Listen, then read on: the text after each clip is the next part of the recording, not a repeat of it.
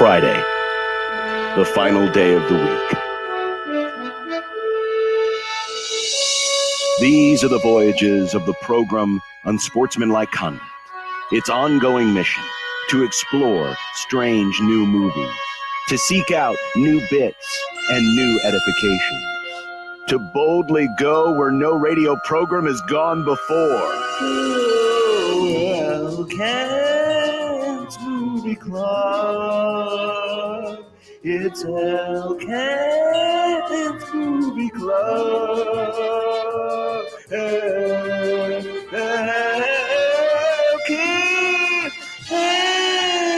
Movie Club. It's Elkent's Movie Club. And for the first time ever, we are in is this the Quinto box, right? Yeah. 5 is Quint. I think so, yeah. Would that be right, Kent? Yes. Yeah. I think your volume's on your computer. We're in the Quinto box. The Quinto box because Nick is joining us on his phone. Sure am. Here from the Doghouse Saloon in Waterloo. And, of course, we have Chance on, or otherwise Kent wouldn't be able to hear us. So, sorry. Yes, Chance looking handsome as always. But, Kent, how are things? How you doing? Have you had fun reminiscing about Nebraska-Oklahoma games of days gone by? Well, I had to write a couple pieces about reminiscing about Nebraska-Oklahoma games days gone by. And, I'm the one here who was old enough to have seen the 70 and 71 and games. And, yes, so that it was actually kind of fun to sort of revisit that. But probably ain't going to be that way tomorrow. Oh, man, he's teasing his picks already. I hope Evil Kent isn't like the good guy this week. Actually, I have a feeling Evil Kent might be the good guy this week. Kent, what is the first Nebraska-Oklahoma game you remember? Oh, Lord, probably 68, maybe. Okay. I'd have been pretty little, but I definitely remember the 71 game we were at my uncle and aunt's out in the country, and I got so mad when Oklahoma would score whatever, I'd run around outside and then come back in and watch a little more of the game before I exploded again. But unforgettable. You were like me because Mom would have to send me outside. I'd get so worked up if Nebraska wasn't doing well. I'd have to go outside, and I remember this would be the 83 game, doing laps around my house and then stopping at the back, the back glass door because it had a perfect vision of the TV in the living room. And I would stop and I'd peek in, I'd squint, and I'd see, oh, God damn, Oklahoma still got the ball. And I'd start walking around the house again. Yeah. Same thing, man. Only this was out in the country. So I was like messing around on the tractors or something, Well, this week's movie, Josh, is Annihilation. It's only 3 years old. Natalie Portman, Oscar Isaac, ironically, both of Star Wars fame. Yeah. Newer Star Wars fame. Also, Jennifer Jason Leigh. But it's a sci-fi horror. Yeah, so I'd heard of the director before because I'd seen one of his movies, Ex Machina. I know we mentioned at the very end of the segment with Kent last week. I just never had a chance to see it. Essentially what this is, and anyone else feel free to step in here and correct me, but something arrives on Earth at a lighthouse. The Shimmer. And so that happens, and suddenly we are 3 years later. And this shimmer has grown, and it is now covering a lot more landmass. And there have been various expeditions inside of it. Nobody has returned except for Oscar Isaac's character. He returns to the Natalie Portman character at the very beginning of the movie. And they were married or are married. They're married. And also at the same time, because there's a bunch of flashbacks and use of time, there's an interview, a debrief, if you will, happening between Natalie Portman and people wearing really the suits that hazmat gear, that we saw at the beginning of COVID last year. And so that's kind of how it starts.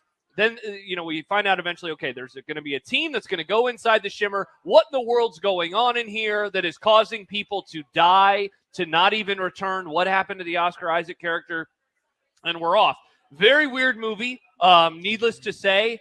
I don't know what you thought, Ken. I really enjoyed it. It was a strange hang, certainly, but I just not really knowing exactly where things were going to go. As I sat down to watch it, there were some moments that made you kind of jump. There were some moments where it was like, that's pretty disgusting. The one we saw a found video footage in particular of a character. I won't go into too graphic of a detail because a lot of people are eating right now, but I know you guys know what I'm talking about. At that moment, the girlfriend was like, I'm done watching this movie. I didn't realize it was going to be that type of movie. And so, yeah, there was some disgusting horror moments, some disgusting moments, but overall, I enjoyed it, even though I wouldn't call it a enjoyable film, if that makes sense. I really, I had forgotten the title last week, right? And so as soon as I started watching it, I went, "Oh, it's that movie," and that was my cat escaping there. And I really liked it even better the second time, truthfully. Yeah. And part of the reason is I wasn't so baffled about what's going on, right? And I was able to absorb it more. And I think it's really thought-provoking sci-fi, and that there are some things that are key to me that you pick up, right? The team that went in are all women. Yes. That's important for the movie too.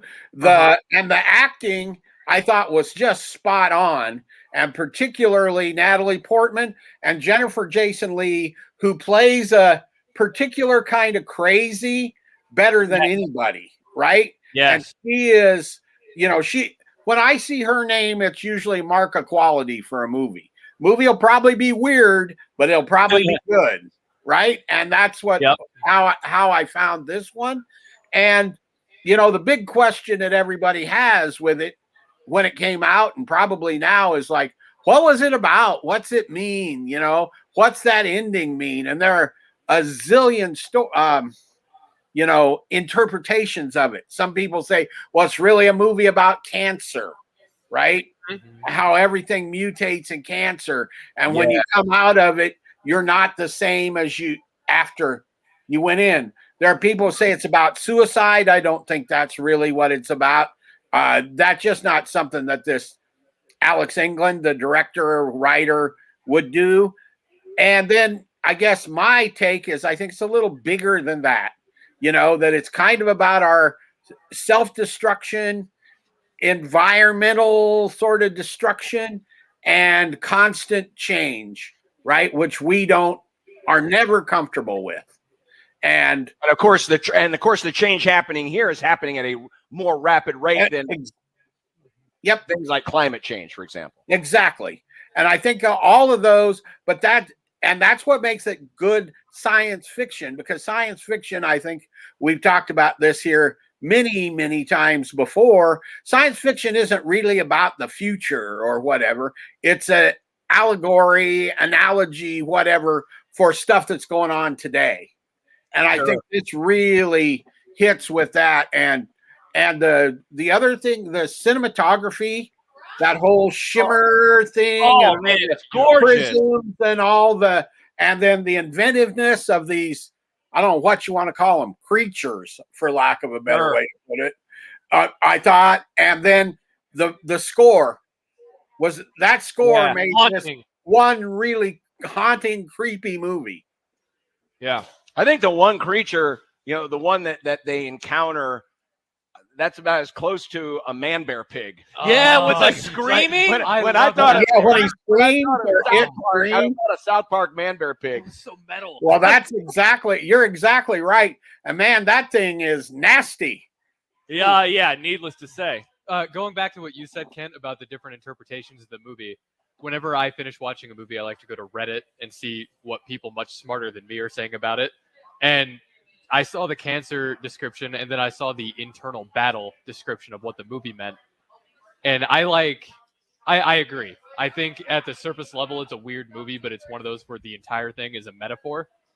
The music score, agreed, was beautiful. My one gripe isn't a gripe about the movie. It's about Paramount Plus. I turned on the screen or the subtitles. Yeah. Because I was hard to hear sometimes. The music was kind of all over the place, I noticed. And the subtitles in Paramount Plus on Xbox are thin and black and at the bottom and kind of cut off. Really? Read 'em. It didn't do me any good. It didn't. Wow, that is odd that they would do that. Yeah. Well, The- I go ahead, Kent. Go ahead. I was going to say the thing about watching this is one difference, and I think it is it played a little differently on. I think I got like a 48-inch TV. It played a little differently on my TV than it did on the big screen. Oh, I bet. Yeah. It was more enveloping almost on the big screen than on the TV. That was one major difference. Yeah, I thought, going back to something you mentioned earlier, Kent, the cinematography, I just love the design of it and the way it looked, because I remembered the trailer for it and like how it seemed like a very colorful movie. And there was, what were they, the deer really early on, and they have just insane looking antlers, and I'd remembered that from the trailer. I thought that the design of everything and just how they altered things enough. I mean, some stuff was crazy altered, but some stuff, it was just little tiny differences here and there. And I thought that was super creative of Garland. I was on the Wikipedia page for it last night after I finished it. And apparently he read the book, because it's based off a book, and he never went back to the source text. He did it all based off of memory. And I think he mentioned it was something like a vibe, a feeling that he had while watching it, but less so much the plot. So I've never read it, but I found that pretty interesting. Question for you, Kent. I mean, we all seem to enjoy it. It can be a little hard to follow, but once you get into it, kind of understand what they're doing, then it start to make sense. But certainly movies like this are supposed to make you think, and kind of think bigger picture. So I enjoyed it. But my question is, why did it bomb? I mean, it didn't meet its budget. Very simply, exactly what you just said. Your theatrical movie audience really, regardless of the type of film, wants a narrative, right? Picture that is, if not easy to follow, doesn't make you think too much, right? This one really was not. It's easy enough for me to sort of follow the main plot points, but there's so much stuff that's going on in there that it almost distracts you from that it doesn't appeal to that audience. Secondly, the theatrical movie audience is, let's be kind and say 30 and under, but it's probably closer to 25 and under. And this is not the kind of picture that appealed to that audience 3 years ago, right? It really is a movie that was aimed at had an older actually audience in mind. And what has happened is this thing has become sort of a cult film over, it's one of those, I mean, it's not a huge one, but it's one that's developed a following where people go, oh yeah, that movie, and people will watch it because it is so both weird and thought-provoking, and it's pretty original movie, I think. Yeah, it is. I mean, because there's a lot of, obviously when you expand your mind and come up with things in the world of science fiction and fantasy, there's so many, different avenues you can go. Yeah. But this one seemed a little bit different in, it's not an alien invasion movie per se, because you really don't encounter aliens, but you do encounter this force, this shimmer, which is creating, which is alien in nature. And so it was a different take, I think, on an alien invasion movie, and it didn't really have aliens. Yeah, it's funny too, Kent, because while it is complicated at times, and you certainly are wondering what in the world's going on here, I thought it was, for the most part, pretty straightforward. It's a weird movie, don't get me wrong, but I think I was maybe expecting it to be even weirder, mainly in the sense of what John just brought up, in that it didn't really do well at the box office. I thought, once you sit down and watch it, it has some weird moments, certainly. I think it's a pretty straightforward, though, movie, front to back. I agree with that. It really isn't hard. The main plot points, whatever you want to call it, are not hard to follow. It's all these other things that get thrown into the mix, including like that flashback that you talked about earlier that we're not going to discuss in detail. And it's like, whoa! And that takes that takes you out of that narrative for a minute, right? Those kind of things. And like, to me, I don't think this is going to give too much away. When the flowers start growing out of one of the characters, Yeah. you just kind of go, whoa, and then you have to try to figure out how does that fit in with everything else, right? And that's why it's kind of challenging, Sure. I saw a thing also in that Reddit thread where they were describing the various ways that people had departed as representing different ways people handle internal struggle. So just accepting it, the whole flower thing, freaking out about it, refusing to let it happen. Yeah, interesting. You can kind of pin that on every single character based on their exit Sure. from that. The flower one was my favorite, by the way. Well, and speaking of favorites, I think it could have used more flashbacks and probably different angles of the flashbacks. That would be my suggestion if they were ever to maybe remake this movie. Okay, There now you go. without giving everything away, I think we can answer this. Is when Natalie Portman comes back, is it real, or is she the real one, or is Real or Memorex? exactly? I thought real. Now, okay, you thought real, but I do you think think, it- I do think you real. think real at the end? Yes, I think real. I still think real. I thought about it since I finished it last night. I think real. Me too. I disagree. I think it's Memorex. Yeah. What do you think, Ken? I'm with John. Yeah.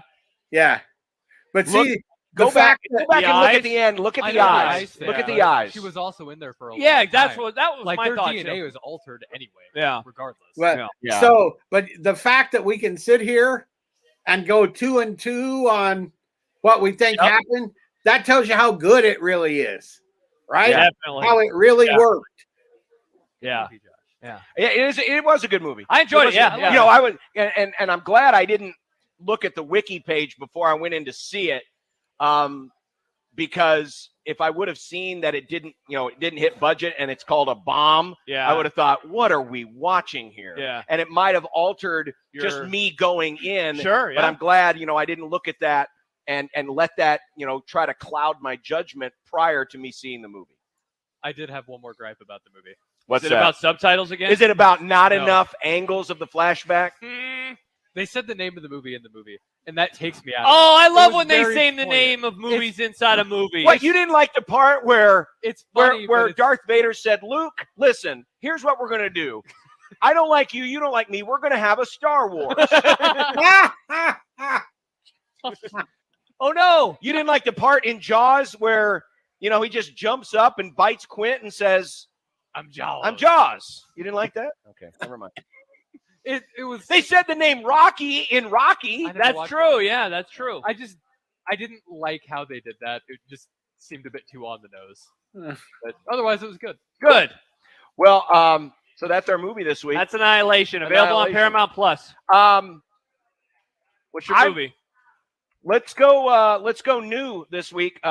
Clint Eastwood's latest movie, Cry Macho, is debuting on HBO Max today. Oh, it's available now. It is available right now. It is All right. also in theaters. It's only an hour and 42 minutes. Nice. So, and yeah, this might be we keep saying it, but it could be Clint's last movie. How old is he? He's 90 something. 91. 91. Jeez. But let's watch Cry Macho. Cry Macho It's it on is. HBO Max, or it's in theaters as well. It's the one about Randy Savage, right? No. It is not about Macho Man. Randy. Macho Man Savage. So Cry Macho, which is streaming right now on HBO Max. It will be streaming on HBO Max for 1 month, starting today. Perfect. So there you go. All All right, Kent. We've So gotten to the main event. So you dove in. You got a little nostalgic. You got all the feels. So you're going to pick a Nebraska win, right? Maybe not. My big pick was 45-21 Oklahoma. So a slight Oklahoma cover. Slight Oklahoma and cover. a definite lean on the over. And a lean on the over. All right. All right. Well, good Kent obviously isn't good today, so now we have to turn to the dark side. Evil Kent, what is your pick for tomorrow? I could see 52-38 or something like that. Probably Nebraska. Probably Nebraska. Look at that! Let's go, Evil Kent. Evil Kent! Everyone give it up for Evil Kent! Yeah! Yay, Evil Kent! They're cheering. Evil Kent, 52-38. Man, how? I mean, that would go down like 35-31 in the pantheon of the greatest scores in Husker history, would it not, Kent? Absolutely. It would be this. That would be the stunner of the last, 2 decades? Yeah, that would be the biggest surprise upset. Yeah. And, I literally cannot imagine the last time one has happened that big. And Restore the order game. Yes, and I should mention, Kent, Cry Macho is probably our movie, but we have already agreed to one of our friends, Old Man Doug from Equitable Bank. If Evil Kent is right, we have to watch Beastmaster instead. Oh, man. So the movie is Cry Macho, but that is contingent on Nebraska losing. On Nebraska losing. If Nebraska wins, we're flipping and we're going Beastmaster. I have no idea where it is streaming. I think it's on Amazon. It's available for free on Amazon. Well, I was going to say, unfortunately, I'm sure it's out there somewhere. Yeah, sadly. All right. So it is contingent on the result of tomorrow's game. Well, Kent, thanks a lot. A lot of fun, and appreciate the time. We'll talk to you next week. See you next week. Bye, Kent. There he is, Kent Wolgamott of the Lincoln Journal-Star. Yes, the movie it's Cry Macho, but if the Huskers win, we're watching Beastmaster. We're watching Beastmaster. I don't remember agreeing to that. We made the decision without you. You were talking about the F1 or something with somebody. If you got outvoted 2-1. If it gets an hour ago. Old Man Doug off our case to watch this movie. Also, it means Nebraska won. It means Nebraska wins. Nebraska. Are you rooting against Isn't Nebraska? that a good thing? Unless this opens the door for Old Man Doug to give us other movies he wants us to we'll never do it again. Don't worry.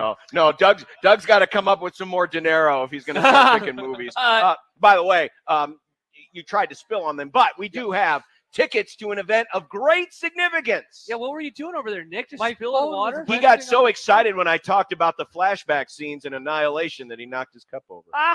I wanted to read an email, by the way, speaking of Annihilation, that we got from Jim. He said, quality movie pick. I needed to say it's good to balance out the negative feedback on Twitter after Josh's pick. There was a lot of negativity last week. I love this pick because it's going to be divisive due to its artsiness. Prediction, John will hate it, Nick will be bored and then scared, and Josh will appreciate the attempt to be creative and surprising. Why would I be bored? I don't know. I'm probably the artsiest one out of all of us. He thinks you have bad takes, Nick. He also, I guess I don't want to read the spoiler. He had a theory about what the movie was about, and I think he's pretty much onto something. I'm an artsy boy. Well, he thinks that you were going to be scared. Oh. And bored. I love the bear. Scared and bored. Also, Nick, there has to be some subtitle settings. No, there isn't. I looked it up. It's a problem. Like, my God. Many people. I'll look at. Xbox, you know what? I'll look it up. No, I'll see it on my TV. No, I know. Okay. I'm curious. I'm curious if Hulu. Are you watching on Hulu? Or I'm sorry, on Roku. On my Xbox. On your Xbox. And that's like a specific Xbox. Oh, I see. I looked it up, and everybody with Paramount Plus on their Reddit was complaining. That makes sense. Because I have Roku, so it probably works. Yeah, maybe. And I have. I'm going to check it out. Apple Plus. I've heard the subtitles are ahead.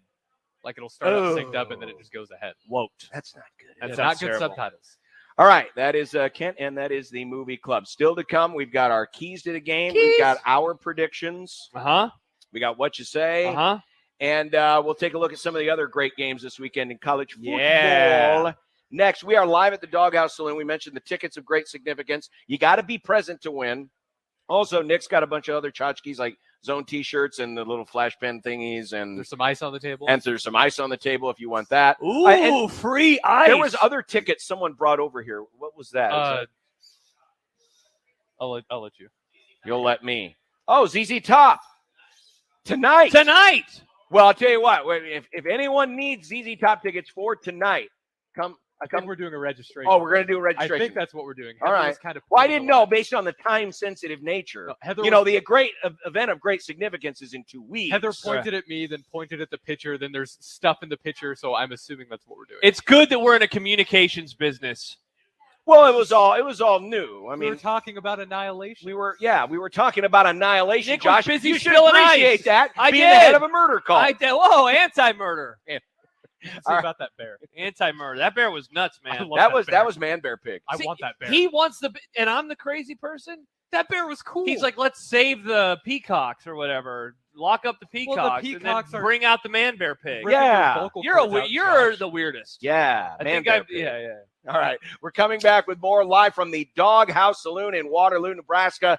We are here. We are live on 1620 The Zone.